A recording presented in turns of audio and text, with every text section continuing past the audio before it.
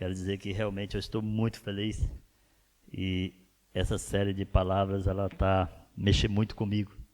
E eu quero dizer que é tudo por ti, né? É tudo por ti. Tá? Tudo que Deus fez, tudo que Deus faz, tudo que Deus prepara é pensando em você. Tá? Dá uma olhadinha para o seu vizinho, se ele estiver meio longe, dá um sorriso, de máscara, né? Faz assim, pode falar para ele, é tudo por você. Tudo que Deus faz, tudo que Deus preparou, tudo que Deus sofreu, né, em Jesus Cristo, na cruz do Calvário, a ressurreição dele, a subida aos céus, as injúrias que ele levou, foi tudo por você. E valeu a pena. Sabe, tem aquela música, Vai Valer a Pena? Eu vou te falar, Jesus, eu tenho certeza que lá no céu, ele olha e fala assim, valeu a pena, porque ele está olhando para você agora, né? E dá aquele sorriso no céu. Eu vejo ele sorrindo para o Pai, e olhando para cá, para a igreja, e vendo você aqui, e fala assim, valeu a pena. Valeu a pena, é tão gostoso. Bem, irmãos, nós estamos nessa série de palavras, é tudo por ti, em Apocalipse, vamos ver as 7 cartas, e Apocalipse é um livro, né? Que ele expressa amor.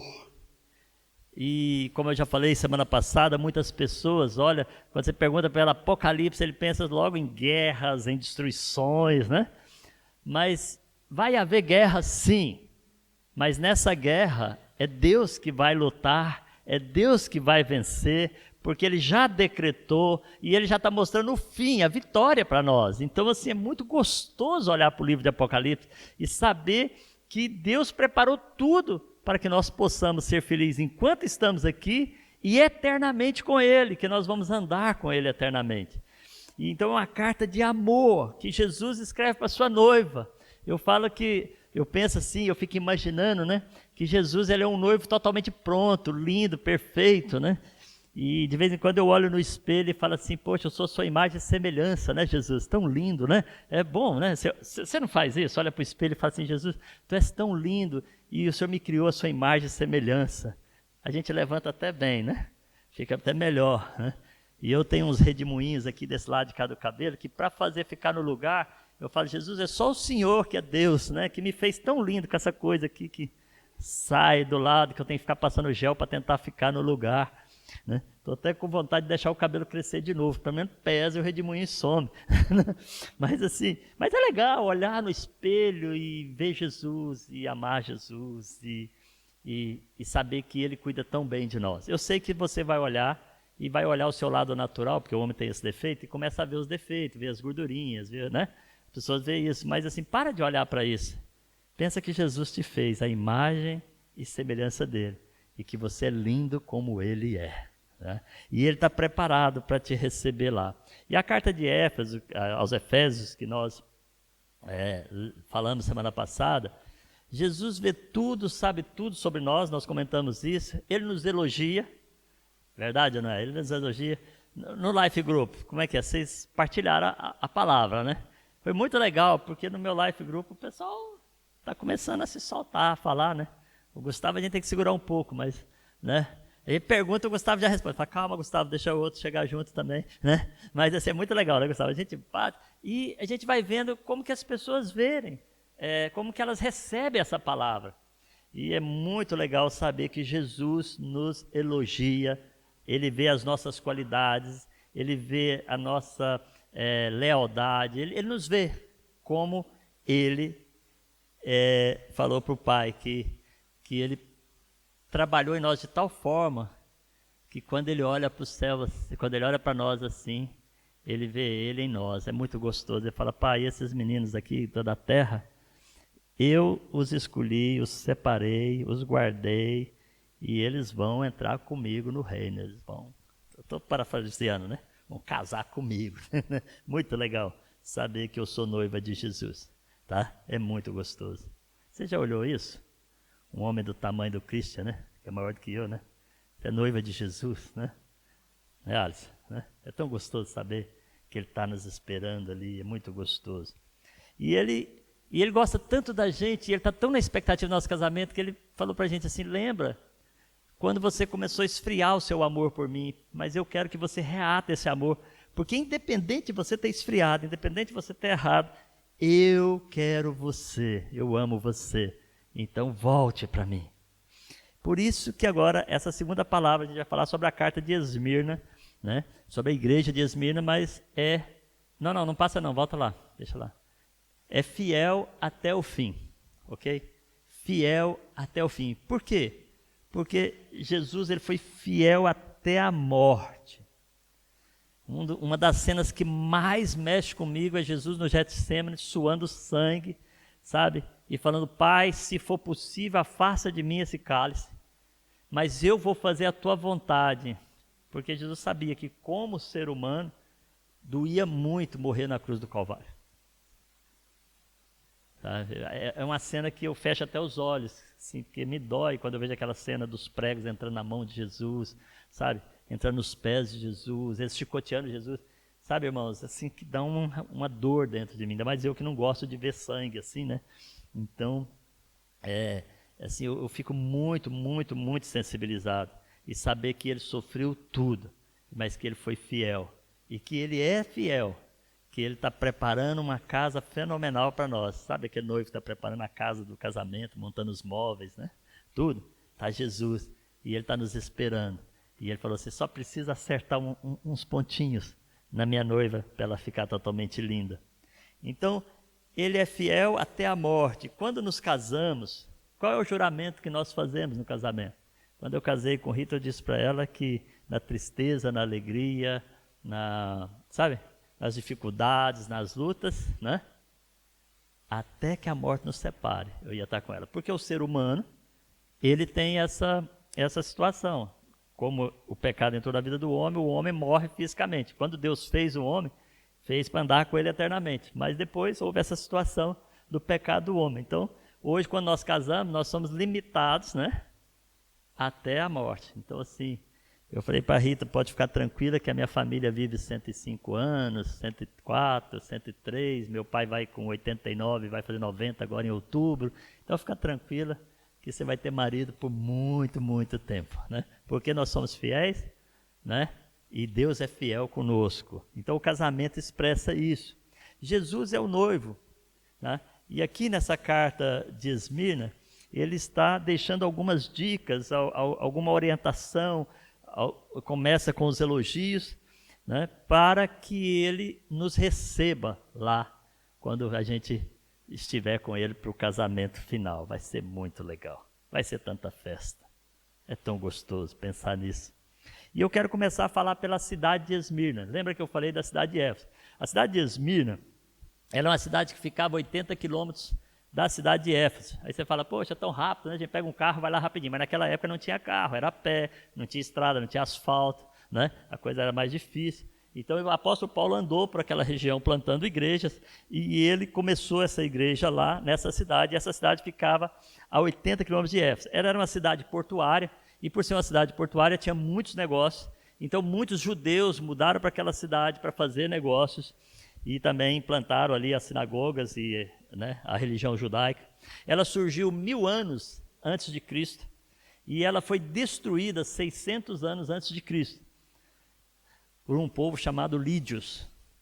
E 200 anos antes de Cristo ela foi reconstruída por Alexandre o Grande. E hoje essa cidade, dessas 7 da carta de Apocalipse, é a única que ainda existe. Ela chama Izmir. Na Turquia, é a 3ª cidade da Turquia. E nessa cidade, assim, acontecia muitas coisas. O apóstolo Paulo implantou a igreja e a igreja foi muito perseguida ali. Por que ela foi muito perseguida? Porque o imperador da época, o imperador romano da época, ele implantou uma lei que todos tinham que prostrar aos deuses deles. E fez uma estátua para ele, e dizem os historiadores que a primeira estátua de um imperador foi colocada naquela cidade. E aquela cidade era uma cidade muito fiel a Roma, muito fiel ao imperador.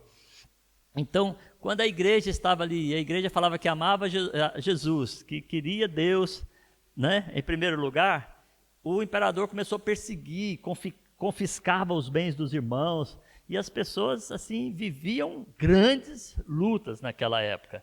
Então, hoje nós vamos falar dessa igreja, uma igreja que foi perseguida, que foi injuriada por causa dessa situação. Um exemplo que nós temos ali, de um homem que sofreu muito a pressão daquela época, chama-se Policarpo. Policarpo, ele era um discípulo do apóstolo João, e Policarpo, ele já tinha 80 e tal anos, acredita-se que 85 por aí, 86 anos, e o procônsul da cidade dele pegou ele e falou: olha, você vai negar Jesus e você vai se render ao nosso imperador e ao nosso Deus.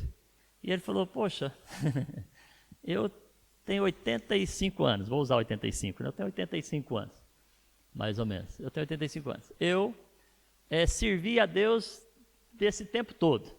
Deus sempre cuidou, me protegeu, sabe?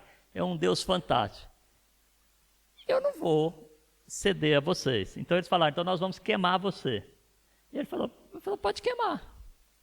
Porque o fogo, que ele falou para o procônsul: você é ignorante, porque você não conhece as escrituras. Porque o fogo que vai me queimar nessa fogueira, eu estou, lógico, falando na minha linguagem, né? Ele vai me queimar por 1 hora. Mas, sabe? Mas, e o fogo do inferno, o fogo do lago de fogo, ele vai queimar você o resto da vida. Esse fogo pode me queimar 1 hora, mas a presença de Deus na minha vida, ela vai ser eterna. O fogo de Deus na minha vida vai ser eterno. A presença de Deus na minha vida vai ser eterna. Então, assim, por que eu vou ceder você por causa de 1 hora de sofrimento? É interessante, né? É o que ele falou. E dizem os historiadores que ele foi queimado e que ele adorava a Deus, que parecia que ele não sentia nada. Que ele estava ali adorando o nosso Senhor. Tão lindo ouvir isso, né? Então, assim, vamos ler o texto de Apocalipse, capítulo 2, do verso 8 ao 11, que fala sobre essa igreja. Olha, 4 versículos, e é tão profundo esse texto. Ao anjo da igreja em Esmirna, escreve: isto diz o primeiro e o último, que foi morto e reviveu. Conheço as tuas obras, e tribulação e pobreza, mas tu és rico. E a blasfêmia dos que se dizem judeus, e não são, mas são da sinagoga de Satanás. Não tema das coisas que hás de padecer. Eis que o diabo lançará alguns de vós na prisão, para que sejais tentados, e tereis uma tribulação de 10 dias. Sê fiel até a morte, e dar-te-ei a coroa da vida. Quem tem ouvidos, ouça o que o Espírito diz às igrejas. O que vencer não receberá dano da segunda morte. Amém? Olha que texto lindo. O que é que diz aqui? Começando por verso 8, Jesus diz o seguinte: quem fala à igreja é o primeiro e o último. É o que foi morto e ressuscitou. O que Jesus estava querendo dizer aqui? Ele estava falando assim: eu sou Deus.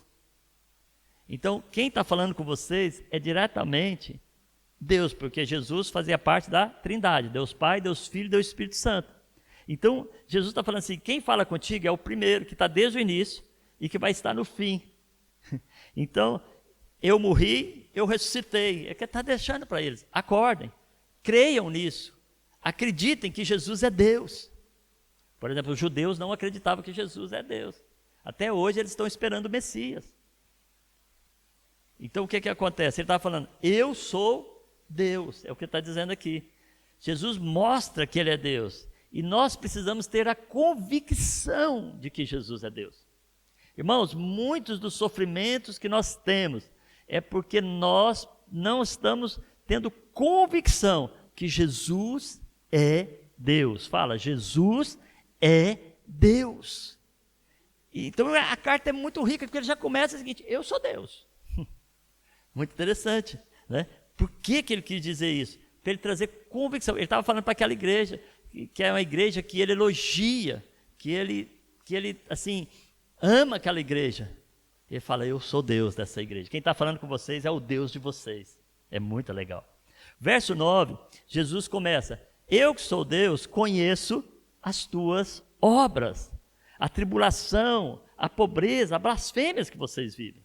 Eu conheço o que está acontecendo com vocês, as perseguições que vocês estão sofrendo. Foi uma igreja que muitos mostram, e é real, ela foi muito perseguida, porque ela continuava amando a Deus, ela continuava seguindo a Deus, ela estava ali com Deus, então ela continua, e Deus fala, eu vejo, e eu quero te dizer isso, irmãos, a obra que você faz, Deus vê, seja na atmosfera ali, sorrindo para a pessoa quando chega, seja na sala das crianças, seja numa velhinha que você ajuda a atravessar a rua. Irmãos, essa semana eu vinha da minha caminhada com Jesus, e quando eu já estava chegando em casa, havia uma velhota, coitadinha, ela estava tentando atravessar na passadeira, os carros não paravam. Eu vi aquilo, acelerei o passo, né? E vi que tinha um intervalo entre os carros, entrei assim, sabe? Fui metendo a mão, fui entrando, os carros foram parando, parei no meio da pista, mandei a senhora passar, sabe? E eu fiquei tão feliz de poder fazer aquilo, sabe? Porque a gente faz porque ama Jesus, e quem ama Jesus, ele faz boas obras. Quem conhece Jesus faz boas obras. Então as obras que você faz, uma esmola que você dá para alguém, né? Quem assistiu o Tadel, a semana, a Rita falou muito sobre ofertas, dízimos, sobre batismo, sabe? E assim, fica claro que quando você faz algo, Deus está ali e está olhando aquilo que você faz. Então ele está falando, eu vejo as obras que vocês fazem, eu vejo as lutas que vocês têm, eu vejo os problemas que vocês têm. Porque logo em seguida ele fala assim, obras fala daquilo que nós fazemos, ok? Como consequência daquilo que acreditamos. É resultado daquilo que acreditamos, por isso fazemos as obras. Nós temos fé em Jesus, então nós fazemos as obras, nós oramos com os enfermos e os curamos, sabe? Nós assim, fazemos aquilo que Jesus nos ensinou a fazer. Então, obra que ele está vendo aquilo. Aí depois ele fala, eu vejo também a tribulação de vocês. Tribulação, tem outras traduções que falam aflição. O que é isso? São dificuldades, são problemas que levam a questionar a nossa fé. Porque nós começamos a ter problemas e nós falamos, mas será mesmo que Deus está agindo? Será mesmo que Deus está vendo? E ele falou, eu estou vendo que vocês têm essas tribulações, que vocês têm essas dificuldades, sejam familiares, financeiras, emocionais. Deus está vendo. Sabe, eu gosto de um texto lá em João, capítulo 16, verso 33, diz assim, tenho-vos dito isto, para que em mim tenhais paz, no mundo tereis aflições, mas tende bom ânimo, eu venci o mundo. Irmãos, a Bíblia diz que o mundo jaz do maligno, por enquanto, porque vai vir o tempo em que Jesus vence tudo, sabe, tudo pertence ao nosso Senhor. Vai vir o tempo da vitória, e nós estamos chegando nesse tempo da vitória, nós estamos caminhando para a volta de Jesus, nós temos que entender isso, e ele fala assim, vocês têm aflições, mas tenham paz em mim, porque no mundo vocês têm aflições, mas eu venci o mundo. Então, se você crê que Jesus é Deus, você crê que vence as tentações, as provações, as aflições do mundo. Ele está falando nessa carta, é muito lindo. E ele fala assim, olha, você tem dificuldades. Uns têm dificuldades no casamento, outros têm dificuldades financeiras, outros têm dificuldades emocionais, problemas na alma, sabe, de alguma situação que aconteceu na sua vida, mas eu estou vendo. Então, se a gente crê em Jesus, se a gente crê que Ele é Deus, a gente crê que Ele está observando cada um de nós.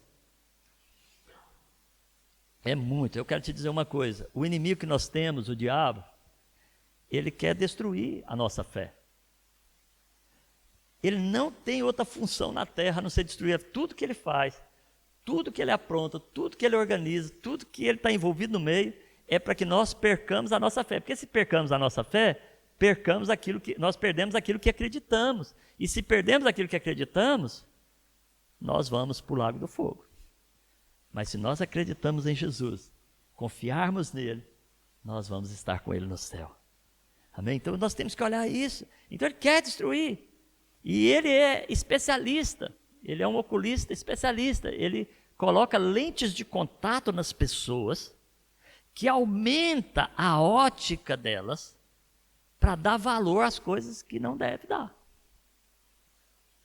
Isso é demais. Ele mostra assim, você não vai suportar esse sofrimento que você está tendo. Você não vai dar conta de chegar no final da sua corrida. Eu tenho uma palavra que eu estou preparando para depois, que ela vai chamar quilômetro 32. Já estou preparando. Por quê? Porque numa maratona, a maratona é 42 quilômetros. Quando chega no quilômetro 32, começam as dores insuportáveis. Começam os questionamentos se a pessoa dá conta ou não. E ali começa a ficar para trás muitos que teriam oportunidade de vencer ou chegar no final. Porque eles começam a ver e olhar para as suas dores. E o diabo, ele aumenta a lente para nós olharmos, vou brincar, para o quilômetro 32, aonde nós falamos assim, não vou dar conta de vencer, não vou conseguir, sabe? O meu casamento não tem mais jeito, a minha vida financeira não tem mais jeito, a minha vida emocional não tem mais jeito. Eu, como diz a Rita, né, ela gosta muito daquela música, eu nasci assim, eu sou mesmo assim, eu vivi assim. Gabriela, não, dá água aí para mim, amor. Então assim... Eu já vi ela várias vezes brincar com essa música, mas tem gente que vai... Quem que põe essa ótica em você que você não dá conta? O diabo. O diabo põe a ótica de que você é pobre. Na ótica de Deus nós somos ricos, diz a palavra aqui. Que essa igreja, né? Ela era pobre, mas a palavra diz, mas vocês são ricos. É muito interessante. Cuidado com a ótica do diabo, sabe? Vamos aprender a olhar na ótica de Deus. Ou nós olhamos na ótica de Satanás, questionamos a nossa fé, ou na ótica de Deus. João 10,10 diz que o ladrão vem para roubar, matar e destruir. Aí a turma para aí. E o diabo quer que você pare aí, né? Ai, socorro, eu não vou dar conta, sabe? Eu não vou vencer esse mês. Uma das situações que eu vejo muito é na área financeira, né? Porque a pessoa fala assim, você não pode dar o dízimo, porque se você der o dízimo, você não vai conseguir pagar as contas do mês. Eu até hoje não entendo como que com 90% eu e a Rita vivemos. Temos 2 filhas e pagamos nossas contas, não entendo. Há milagres que Deus faz na nossa vida que é loucura. Sabe, que a gente não estava nem esperando. A gente, sexta-feira, a Rita contou alguns, né? E a gente assim, a gente vive a fé em Jesus e crê em Jesus. Se Ele diz na palavra, eu faço, cumpro. Se eu cumpro, Deus cuida de mim. Ele diz, buscai primeiro o reino, a sua justiça, e todas as outras coisas, todas as suas necessidades serão acrescentadas. É o que ele diz. Então assim, o diabo quer que você pare aqui. Você vai morrer, né? Você vai ser destruído. A sua vida não tem jeito. Irmãos, nós trabalhamos com drogados, com toxicodependentes, e a gente não sabia nem o que era droga.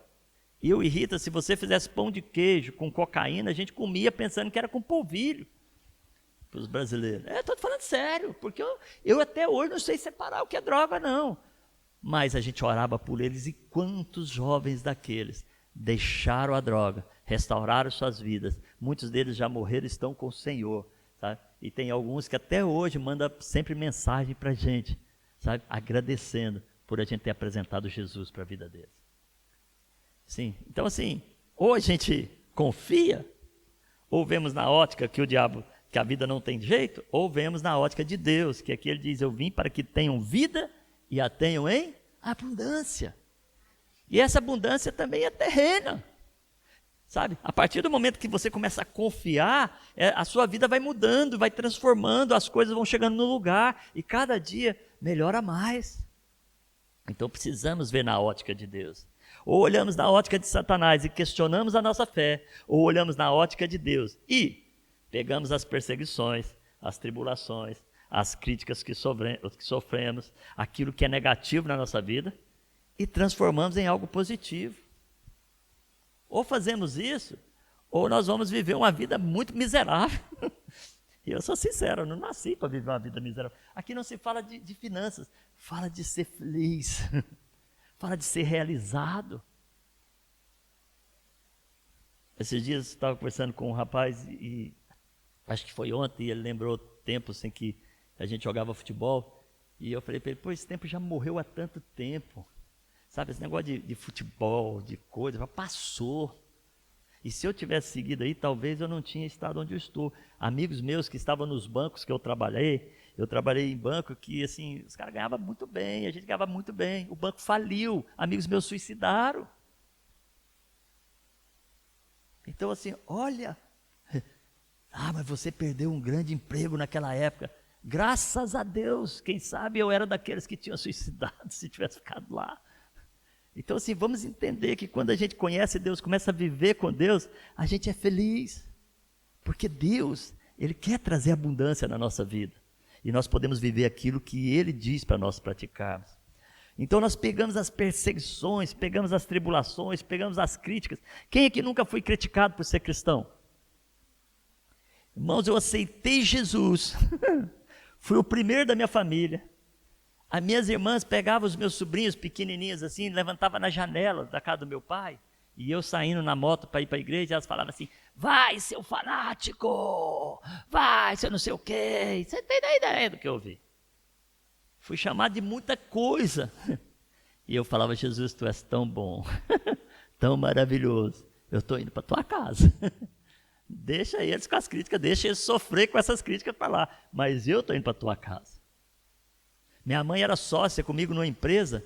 Se eu desse carona para um irmão da igreja, ela me ligava: esse carro é da empresa.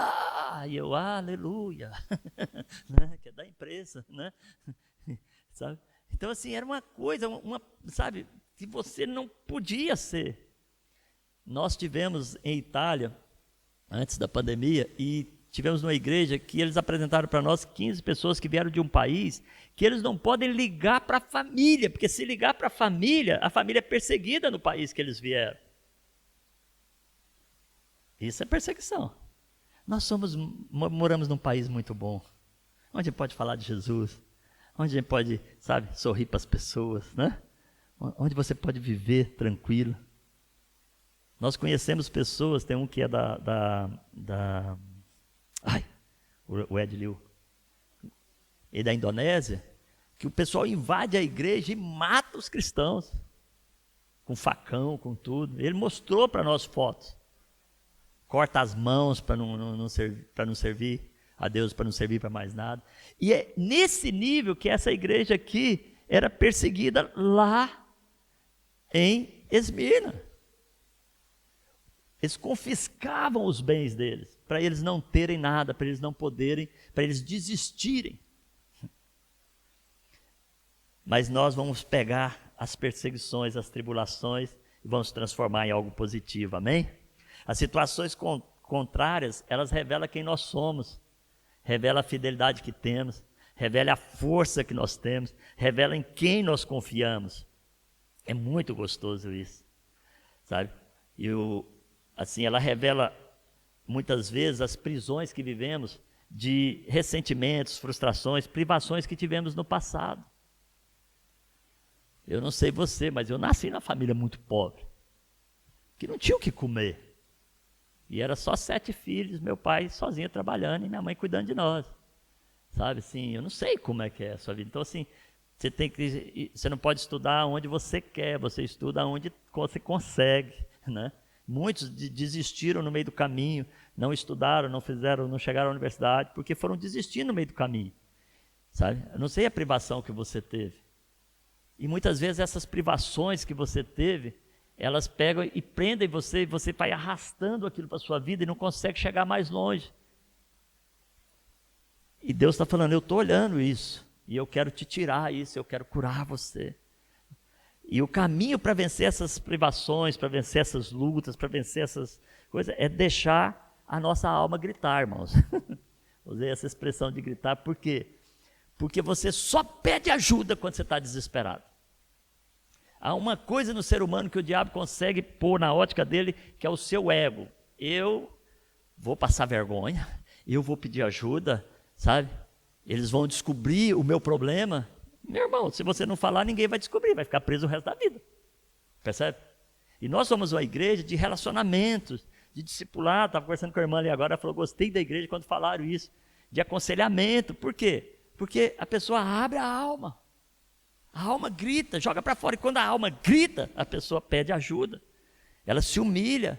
Nós temos que ter essa coragem para pedir ajuda a Deus, para mudar, transformar a nossa vida. Na ótica do diabo, nós somos pobres, já falei isso. Na ótica de Deus, nós somos ricos. Um dos textos que mexe comigo nisso é o texto de Atos, capítulo 3. Era Pedro. Né? Pedro, ele estava indo ao templo, o texto está aí, né? Ele estava indo ao templo, mas João, para a oração, e encontraram um coxo na porta lá do templo, e o coxo chegou para eles e começou a pedir esmola. E Pedro não tinha uma moedinha para dar para ele. Então Pedro falou assim, olha, eu não tenho prata nem ouro, não tenho ouro nem prata, mas o que eu tenho eu te dou. Em nome de Jesus, levanta-te e anda. E ele foi curado imediatamente. Irmão, vou ser sincero, isso é muito melhor do que ser rico. Você imagina? Você está andando na rua, vem a pessoa paralítica e você ora com ela, ela sai andando. Você vai esquecer os outros problemas. Então, assim, nós temos que pôr isso no nosso coisa. É uma mudança de mentalidade. A riqueza não é dinheiro. Dinheiro é bom. E quando você tem, você investe ele bem, ok? É ótimo, maravilha. Mas a riqueza é a vida que você pode ter acima, num patamar superior ao dinheiro. Essa é a grande riqueza. É a vida com Deus, é a vida com liberdade, é a vida amorosa, sabe? É o relacionamento familiar bom, é tudo que você faz, você está agradando o coração de Deus. É muito gostoso, é muito gostoso. Eu já falei para vocês, o diabo vai tentar sempre te pôr na ótica dele, mas aprenda a ver na ótica de Deus. E Deus estava falando para essa igreja de Esmirna, eu estou vendo tudo que vocês estão passando, eu estou vendo todas as dificuldades, eu estou vendo todas as lutas, eu estou sob o controle disso. E o diabo vai tentar pôr medo em você e falar assim, não adianta. E se ele falar e você assumir isso, a sua fé esmorece, e se a sua fé esmorecer, você distancia, e se você distancia, você perde o melhor de Deus. Não podemos deixar isso acontecer, sabe? O Deus maravilhoso, Jesus, o nosso conselheiro, o príncipe da paz, o rei da eternidade, o nosso noivo fofinho e lindo, ele está a lutar por nós. Ele sabe tudo que passa por nós. Ele vê tudo em nós. E ele diz aqui no verso 10 uma coisa tremenda. Ele diz, não temas. Não temas. Não temas. Que a tribulação que você está passando, ela tem tempo limitado. O que ele diz no verso 10? Vamos ler? Não temas das coisas que há de padecer. Eis que o diabo lançará alguns de vós na prisão, para que sejais tentados. Tentado aqui, a desistir da fé.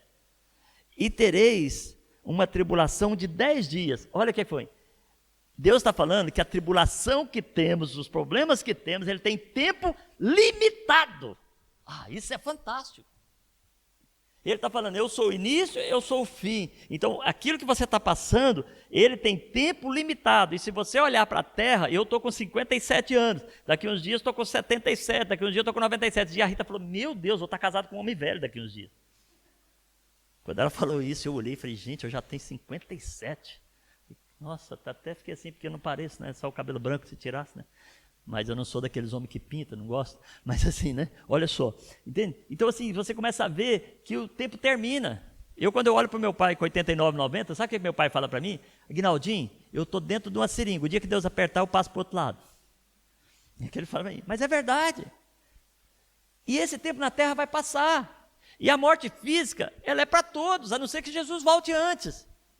Mas, ok? Dentro desse tempo, Deus fala, olha, e vamos dizer que nós passamos um tempo de tribulação desse, mas Jesus diz que Ele está preparando uma cidade maravilhosa para a gente morar, uma casa fantástica, no mundo que Ele prepara para nós, a Nova Jerusalém, não tem ranger de dentes, não tem discussão, não tem inveja, tudo aquilo que você não quer mais na sua vida, você está farto, lá não tem, não existe. E lá não existe nem casamento para você chatear com o marido, ou vice-versa, né? Nem isso. Então assim, quando a gente olha para isso, a gente fala, uau, o tempo passa rápido. A turma que está aí com 20, pai, ainda tem muita coisa para fazer. Meu filho, chegou nos 30, você está desesperado nos 40, você fala, ai meu Deus, nos 50, você falou, já passei a metade. Eu lembro quando a Lídia falou para a mãe dela, que, mãe, você tem metade de 70. Quando ela fez 35 anos. A Rita ouviu aquilo, olhou para mim e falou, nossa, eu estou ficando velha. Os filhos fazem a gente parecer velho, né? Que eles ficam falando, não tem uma pessoa mais para mostrar a nossa realidade que nossos filhos, né? Fala assim, a Lídia fala assim, ô Aguinaldo, você tá velho, Aguinaldo. Eu falo, minha filha, te cuida. Né? Mas olha, queridos, então assim, não temas, ele fala, o tempo é limitado. Isso aqui mexe comigo, porque Deus está no controle do nosso tempo. Então, mesmo aqui na terra, essas tribulações, quantos problemas você já passou até hoje e você venceu? Olha para isso. Quantos? Aí, mas aquele que estamos vivendo agora parece impossível, não parece? Ótica de Satanás. A Bíblia diz que o que é impossível para os homens é possível para Deus. Isso é tremendo, isso é tremendo. Então, queridos, nós temos que olhar para isso. Jesus está mostrando para nós aqui que a tribulação, ele estava falando para aquela igreja, olha, a tribulação de vocês é 10 dias. E se você for ver na história, no ano 300, mais ou menos, eu não sei exato, mas eu penso que 313, né? A 318 seria isso? Ou 303 a 313? Vou usar uma coisa, mas eu sei que é nos anos 300, depois de Cristo. O que aconteceu? O maior tribulação daquele povo foi aqueles 10 anos. Sabe, é impressionante. Aí depois, aquele imperador morreu e a história mudou. Então assim, Deus ele fala, olha, vocês vão ter um tempo. Eu não posso falar que você vai parar amanhã o problema que você está passando. Mas eu posso te falar que se você entrar no caminho de Deus, vai ser mais rápido do que você espera. Entende a diferença? Se você se amar Deus, voltar ao primeiro amor, apaixonar por Jesus, você vai vencer. E tem uma coisa que Deus fala muito legal lá em 1 Coríntios, pode pôr aí. Ele diz assim, não veio sobre vós tentação senão humana. Ok? Mas fiel é Deus, que não vos deixará tentar acima do que podeis. Antes, com a tentação, dará também o escape, para que possais suportar. Deus está falando que toda tentação que vem a você, ele tem o controle, que é o limite que você possa suportar. Se você tiver Jesus. Se você não tem Jesus, é igual meus amigos, que muitos deles suicidaram porque perderam o emprego. Porque não viram mais condições na vida dele, porque perderam o emprego. Imagina. Tem pessoas que suicidam porque terminou um casamento. Pessoas que não têm Deus, elas não têm uma âncora para segurar. Mas quem tem Deus, quem confia que Jesus é Deus, ele tem a âncora que é Jesus Cristo. Então, não há situação em que você não possa suportar. O verso 7 diz que ser fiel até a morte. A característica e a identidade da igreja de Esmirna é uma: fidelidade. E Deus só fala para eles, Deus falou, olha, eu estou vendo, vocês estão vencendo, vocês estão lutando, vocês estão superando cada situação, está difícil, eu estou vendo, mas Deus está falando para eles, olha, a fidelidade de vocês me fascina, então continue fiel, mesmo que precise morrer, que foi o caso de Policarpo. Porque assim você vai ter a coroa da vida. E não tem coisa melhor do que a coroa da vida. Essa cidade, por exemplo, é a cidade onde, segundo os historiadores, começaram as Olimpíadas e havia uma coroazinha que eles faziam para pôr, e o povo lutava para ter aquela coroa, né? E Jesus é muito interessante, que ele pega tudo que a cidade tinha e ele explica o que ele é e o que ele faz. Ele mostra para as pessoas numa linguagem que o povo entendia o que ele estava falando. Por isso que a gente muitas vezes lê e fala assim, mas o que ele está falando? Mas se você for estudar a época, for ler, não precisa estudar muito, basta você pesquisar um pouquinho, ler um pouquinho, você descobre que ele está usando a linguagem que a cidade entendia. Ele fala, olha, essa coroinha que vocês têm aí, não tem valor nenhum. Mas a coroa da vida que eu vou dar para vocês, essa tem valor. Que é a coroa da vida eterna, que você vai andar tremendamente com Deus. Ele é tremendo. Ele só pede uma coisa: mantém-se fiéis até a morte. Mantém-se fiéis. Irmãos, e ser fiel tem hora que é difícil. Mas é tão gostoso o resultado. Lembra de Eclesiastes capítulo 7, verso 8? Melhor é o fim das coisas que o princípio delas. É tão gostoso. No quilômetro 32 o cara começa a doer as costas, doer as pernas, doer a coisa. Ele fica pensando se consegue. Falta só 10 quilômetros para ele acabar a maratona. Ele já correu 32. Ele não olha para os 32, ele olha para a dor que está sentindo muitas vezes. Quem não olha para a dor, quem não olha para o problema na ótica da dificuldade, mas olha que pode atravessar, que pode conseguir, que pode vencer aquilo. E Jesus diz, eu venci, você pode vencer. Se você está comigo, se você está em mim, eu estou em você, você pode vencer. É só permanecer nele. Ele diz, permanecerei em mim e eu permanecerei em vós. Ele diz a palavra dele. Ele diz que nós somos como aqueles galhos que são enxertados na videira. E aí, eu não sei se você já viu como é que enxerta, eles fazem um rasgo assim na beirada, aí poda a ponta, enfia aqui e amarra. Com o tempo, a seiva da videira começa a correr por aquele galho, e aquele galho começa a dar frutas, como se tivesse dado a outra. Essa era brava, mas ela foi enxertada na oliveira mansa. E a seiva da oliveira mansa domina aquilo que era da oliveira brava. É muito lindo. Esse dia eu estava assistindo o programa, eu fiquei assim, uau, né? E nós estamos enxertados em Cristo Jesus. E se nós cremos que Ele é Deus, e Ele diz que venceu, o que vai acontecer com você? O que vai acontecer conosco? Pode falar, eu vou vencer. Essa situação vai passar. Deus diz que o tempo é limitado. Deus, eu creio no Senhor, eu mantenho a minha fé firme, eu continuo andando, e Deus fala, continue. Mesmo que pareça um sacrifício grande, você vai vencer, porque Deus é contigo. Ele é maravilhoso. Apocalipse, capítulo 1, verso 3, nós usamos para introduzir a palavra da semana passada, eu quero usar para encerrar essa. Diz o seguinte, bem-aventurado aquele que lê. Lê o quê? Palavra de Deus. Bem-aventurado aquele que lê. E os que ouvem as palavras desta profecia e guardam as coisas que nelas estão escritas, porque o tempo está próximo. Então, lê, ouve e guarda. É o conselho que eu dou para você, sabe? Lê, ouve e guarda. Não leia a Bíblia só por ler. Todos os dias eu leio a Bíblia falando, Deus, me mostra o Senhor aqui na Bíblia, eu quero ver o Senhor, sabe? Eu quero ouvir do Senhor, eu quero entender o Senhor, eu quero compreender o Senhor.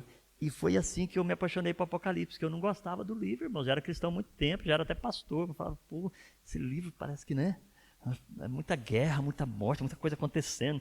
Tem gente que chega pra gente, poxa, Deus é mau, eu falo, não, Deus é bom, você que não conhece Ele, porque a Bíblia diz que Ele é bom. Então, assim, o que você vai vendo que Deus fez, desde Gênesis até Apocalipse, foi querer atrair o seu povo de novo para a presença dEle. Porque Ele é Deus. E Deus é bom. Ah, mas ele fez o povo passar por essa situação. Não, o povo criou a própria situação. Você vai ver, a maioria das vezes, muitas vezes, Ele permitiu. Porque quando ele permite aquele sofrimento, a pessoa faz uma autoavaliação de si própria e começa a mudar. É a única forma da pessoa voltar, muitas vezes. Tem gente que fala que as pessoas só vêm a Deus na igreja, só vêm à igreja, né? Porque elas estão em sofrimento. Eu vou falar certo, se precisar fazer sofrimento para as pessoas virem, Deus que faça sofrimento. Mas que elas venham, porque aí elas vão buscar o Senhor e vão encontrar quem é Deus e que vai dar uma vida eterna para elas, que o diabo não pode dar. Cuidado com as ilusões de Satanás. Cuidado com a ótica de Satanás. Porque o princípio dele é matar, roubar e destruir. Ele é mentiroso desde o princípio, sabe? Então ele vai tentar enganar, ele é enganador. E se você lê a palavra, ouvir a palavra, o que é ouvir a palavra? Espera aí, eu vou entender essa palavra na ótica de Deus. Por que Deus permitiu isso? Você vai ver sempre no final que Deus tem a vitória. A não ser que nós não permitimos. É interessante isso. Se nós permitirmos quebrar o nosso orgulho e permitir Deus trabalhar em nós, nós vamos ser mais que vencedores em Cristo Jesus. Então, bem-aventurado aquele que lê, os que ouvem a palavra desta profecia e as guardam, as coisas que nela estão escritas, porque o tempo está próximo. Vamos ficar em pé. Próxima semana a gente continua. Porque assim, são 7 cartas de amor. E pode subir. Eu assim, de vez em quando eu acho, né, algumas coisinhas escritas, né, ou pela Rita, ou pelas minhas filhas, sabe? Eu tenho um papelzinho que a Lídia me escreveu para mim, a Rita, que está todo rasgado, mas eu guardo ele rasgado assim mesmo, por causa da expressão do amor que está ali dentro, sabe? Então assim, mantenha viva essa expressão, seja fiel a Jesus, não há outro caminho. Jesus disse: eu sou o caminho, a verdade e a vida, ninguém vem ao Pai senão por mim. Pai, eu quero te agradecer por essa palavra, Deus. Quero te agradecer pela tua palavra, essa carta maravilhosa de amor que é a Bíblia, escrita para mostrar o resgate, o esforço, a luta, as situações que tu, Jesus, passou na terra como homem, para poder dar-nos a oportunidade de voltarmos ao primeiro amor, para darmos a oportunidade de mantermos fiéis, porque sem o Senhor nós não conseguiríamos, Senhor, mas nós sabemos que o Senhor é Deus. E nós queremos que o Senhor envolva a nossa vida de uma forma tão sobrenatural, para que possamos experimentar a boa, perfeita e agradável vontade do Senhor. Abençoa-nos essa semana, Deus, essa semana que começa hoje, que o Senhor possa estar abençoando a vida de cada irmão, daqueles que estão aqui e daqueles, ó Deus, que estão, ó Deus, de férias, sabe, que estão a trabalhar, sabe, Senhor, inúmeras mensagens hoje dos irmãos que estão a trabalhar e de férias, que simplesmente me escreveram: gostaria de estar aí. Senhor, que o Senhor venha sobre o coração de cada um, desses irmãos fiéis ao Senhor. Senhor, que nós possamos completar a carreira, guardar a fé, mantermos fiéis ao nosso Deus que é Jesus Cristo. Senhor, nesses dias de muitas tribulações, de muitas dificuldades, de muitas lutas, obrigado porque o Senhor observa cada uma delas e que o Senhor tem tempo limitado para cada uma delas e nós sabemos que vamos sair mais que vencedores.